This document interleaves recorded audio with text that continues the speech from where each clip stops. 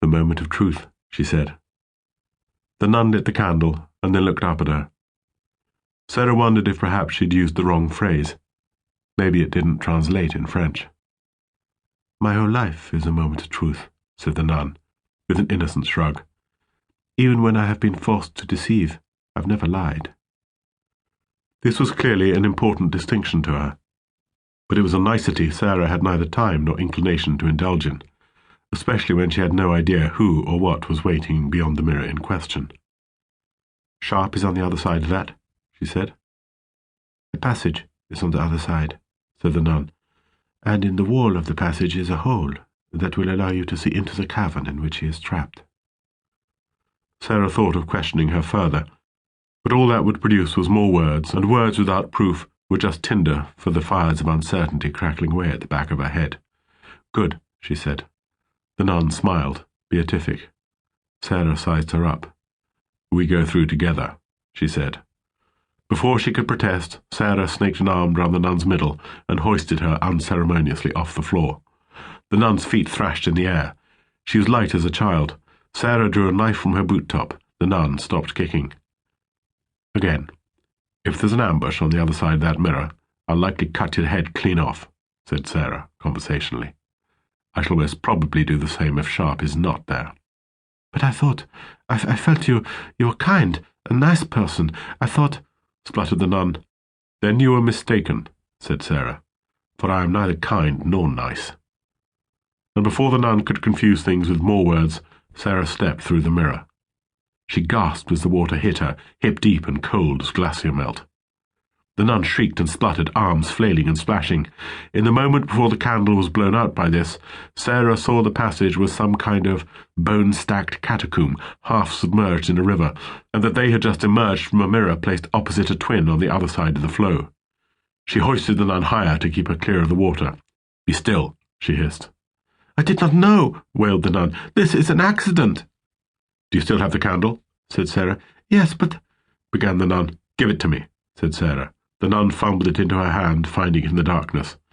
Don't let me go, she gasped, sensing a loosening of Sara's grip. I cannot swim. Something in the dark caught Sara's eyes just before she snapped her wrist and lit the candle. She left it unlit. Then held on to something, she said, jamming the nun against the hedge of bones and letting her go. The nun shrieked and scrabbled at the femurs, trying to find a purchase. Sara turned from her and peered at something just below the surface of the water. She'd been right. There was something.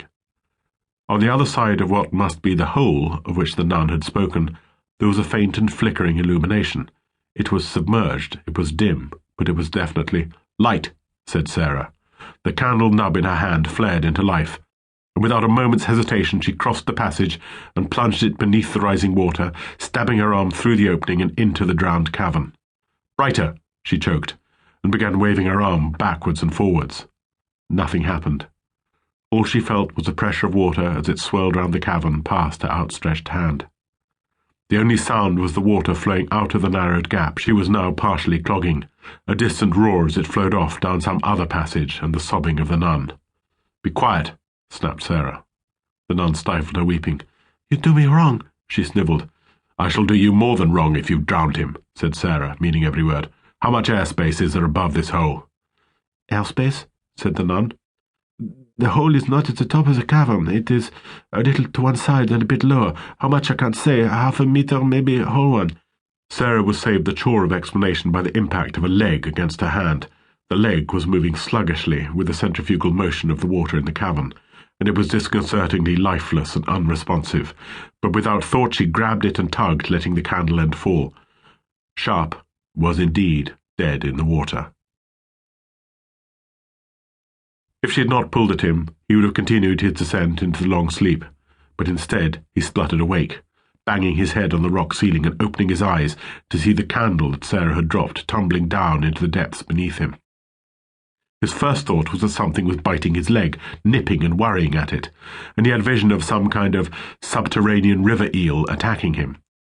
He jackknifed and tried to wrench it free, and then stopped when his hands found fingers instead of fangs. And more than fingers, a glove. And on the glove, 2 rings, rings he knew well, rings he had been looking at his whole life. The gloved hand released his hold on the trousers, found his hand, and gripped it tight.